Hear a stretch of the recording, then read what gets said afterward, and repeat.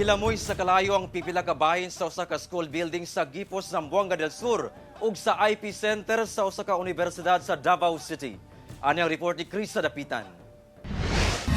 Miulbo ang dakong sunog sulod sa Guling National High School sa Guipos, Zamboanga del Sur pasado alas 6 sa buntag adlawng Huwebes. Makita pa nga nagtinabangay na ang mga tawo sa pagbitbit og mga gamit nga pwede pang masalbar atol sa sunog. Sa tala sa BFP Guipos, anaa sa upat ka classroom ang gilamoy sa kalayo, lakip ang principal office.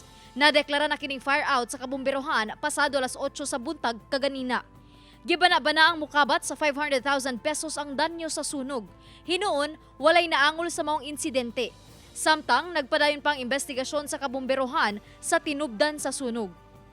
Ginasulayan pa sabog kuha sa GMA Regional TV 1 Mindanao ang kabahin sa maong tulunghaan.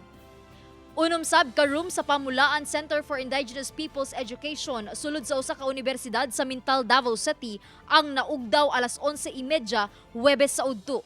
Sumala sa inisyal nga investigasyon sa BFP, nagsugod ang kalayo sa audio and visual room sa maong eskwelahan.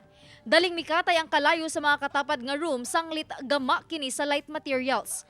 Alauna 20 na sa hapon dihang nadeklara ang fire out. Maayo na lang kay walay naangin sa nahitabong sunog.